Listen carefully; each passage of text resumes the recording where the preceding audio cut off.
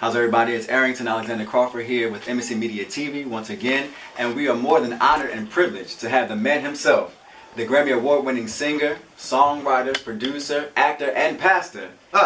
Jesus. Mr. Deitrick Put an Haddon. anointing on that, Pastor. What's up, dude? Mr. Deitrick, how you doing, sir? It's good to see you, man. You as well, you as well. All swagged out. I see you. I appreciate it. I see you. That's that Philly. That's that Philly. Philly, y'all got your own thing, man. Right. Well, Yeah, you it's definitely come to teach us a lesson today. I see the little fit, you know, some light work. Right. Yeah, I ain't did nothing. Light work. Well, we are definitely glad to have you here in the city of brotherly love, Pennsylvania, Philadelphia, Pennsylvania. What brings you here today? Man, it's this Mother's Day weekend concert. We're doing a concert dedicated to the mothers. Sapp is going to be there, Marvin Sapp, the one and only Marvin Sapp. The legendary Shirley Caesar, she got about 50 Grammys. Right. I hate to be nominated when she's nominated.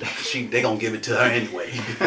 Shout out to Shirley Caesar and I think Jonathan Butler. And I'm putting together a choir comprised of Philly's finest. Right. And I spent all day yesterday finding choir members, and we put together an amazing choir. Now, it was Philly's best, and it was Philly's worst.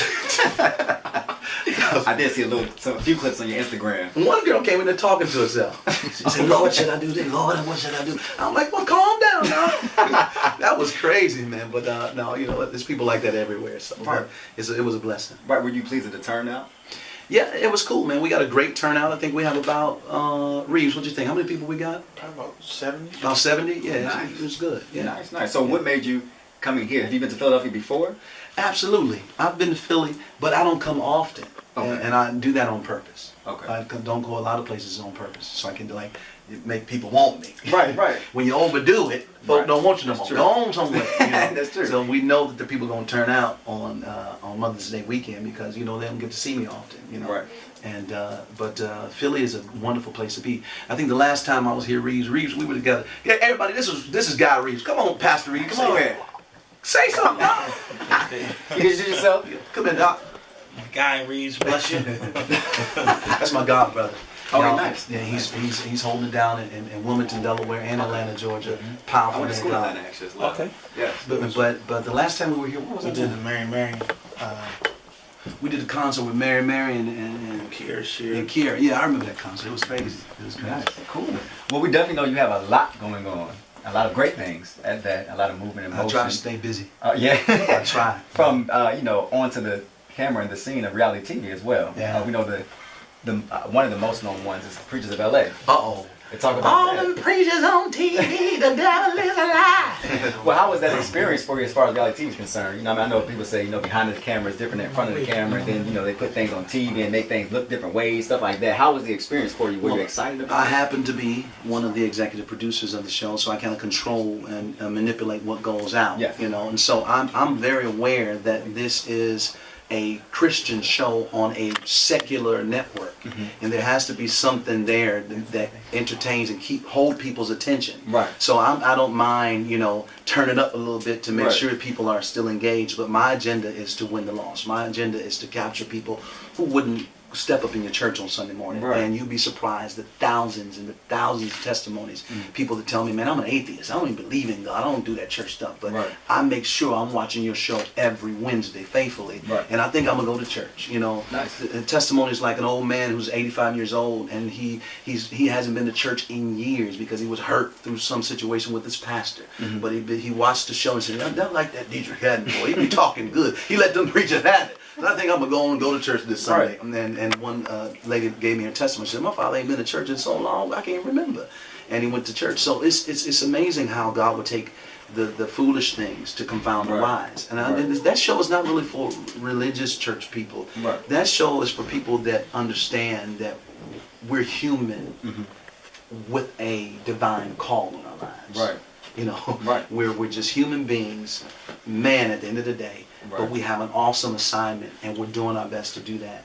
And I feel like that there is ministry in transparency. That's true. Very true. It's powerful ministry and transparency. And you know, for so long we've projected a level of perfection, and you made people feel like they had to be perfect to come to God or come to church or even step to you. Or, you know, it's just the whole thing. And so I'm very deliberate about the way I am on the show. It's on purpose. Everything you see is on purpose. Gotcha. On purpose. When I get upset, it's on purpose. I want you to see that I'm a human being, and I did not like the way this person handled me. True. But you can't take God from me. Right. You know, and I'm growing as we go. Right. Yeah, so that's. So do you feel that you were at that point before you got on the show helped you get comfortable enough to be that transparent and just really have a focus in on your life just every day as Deitrick, beyond the preacher, beyond the singer, where everyone puts you on the pedestal as? Do you feel like the show helped you get comfortable, or you were already at that point before That's that? a good question. I've always been like that, man. I've always been the same guy, but people never had the opportunity to really know me. It's amazing how the people that you follow, you really don't know. You just love what they do. You love the gift that they present to you, but you don't know them. At least you can say, I know Deitrick now. Whether you like me or not. That's true. Whether you like the way I am, the way I think or not. You know me. And I think that's what people appreciate about the show. They got the chance to know one of their favorite gospel singers. Man, we've been listening to you for years, but now like we know you. And some of the things we like, some of the things we don't like. But at the end of the day, we appreciate the fact that you have revealed yourself, you know, and you'd be surprised, man. I've gained more supporters, people that never listen to gospel music, all different cultures. Man, it's amazing the platform that this show has really helped me extend my reach in my ministry, and so I'm just grateful to God. I'm humbled about it. I'm not boasting about it. I am grateful because, you know, I remember a time when recently I said I just can't do it no more. You know, I just can't do it. You know. But God has given me the grace to keep pressing on. Right. I definitely think it's needed because people have to see that side to know that they too, being human, can also be used by God as well. Absolutely. People think sometimes just the perfect ones. Right. No one's perfect. We know that. We understand that. So it's definitely good to see that side of that. Yeah. Now we don't move a little further. You have another reality TV show. Yeah. Called Fix My Choir. Fix My Choir. Fix My Choir. And we're just right now. The show was amazing, and that really broadened my reach because it wasn't just to one demographic. Because people found out the choirs are everywhere. So, you know, I mean, there's a choir everywhere. So that was a wonderful show for us. We're now just trying to figure out how we got to do things just a little different, you know, differently. And so we're trying to figure it out. I've been at the table with Oxygen trying to figure it out. And I think we now have something that can make it even better. So that's what we've been working on. That's why we haven't really announced we're coming back with Fix My Choir. But the show has done well for Oxygen, and I'm grateful to God for Oxygen and the good people there who support me and believe in me, and they listen to this little boy from Detroit. You know? Right. So how is life as a pastor and minister, preacher of the gospel, and your career as a singer? Is it demanding from both, I can assume, or is it easy to balance? That's a good question, man. You know,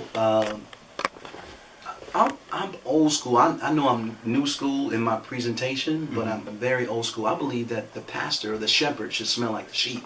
Right. I believe that you should actually be hands-on with the people that you're leading. I don't understand this leadership now where the pastor is detached from the people that he's called to. You know, and so many people are settled with that, and I don't think that's cool. You know, and my career is very demanding now with the television, you know, so I'm using that as my platform now for ministry.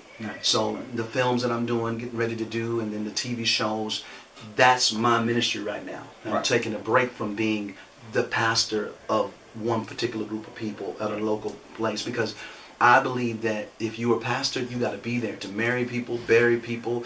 You know, people need to be able to have a conversation with you. You know, I don't know these pastors where you can't you can't see your pastor. You got to go through all this red tape just to get to your pastor. That's not right to me, man. So if I'm going to be doing that, I'll be very involved. You know, so I'm taking a break from that and putting all my efforts in my ministry, my music, and the films, because I found that it allowed me to really just minister in a way I couldn't do just being on the platform and preaching every Sunday. You know, I could really like express myself and help people. You know.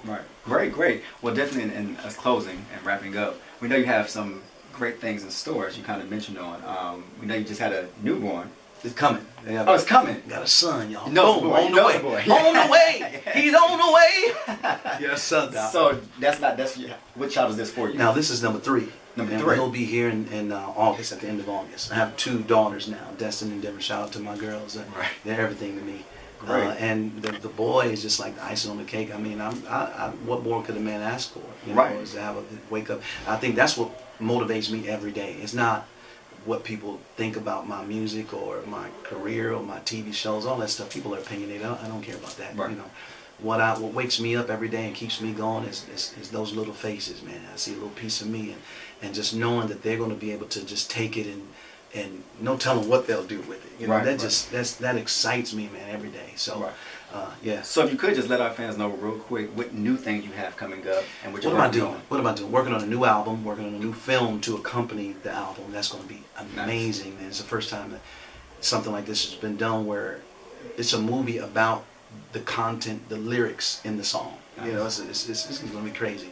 So that's what I'm working on. That's all my efforts is that right now. When I go back home to LA, I'm going straight to the studio. Gotcha. And I'm about 25 songs deep right now. I'm only putting 12 songs on the album. I usually put like 20 records on there, but that's old school. You know, I'm doing like 12, maybe 11, 12 songs. And so that's what I'm doing right now. And, and then they're calling for season 3 of Preachers of LA, but I'm trying to hold them off because that just consumes you, Doc. Right. When like they follow you everywhere. They'll be here right now. You trying to just, you know, have to be have fun. Yeah. So I'm trying to hold off on that. But they're calling us, they're calling the contract out on me and stuff like that. So we're gonna get back into it. Got you. Well, where can everyone find you at to follow more what you're doing and support you, whether social media, website, whatever it may be? Yeah, now don't follow me if you're religious and with all this churchy stuff. Don't do that.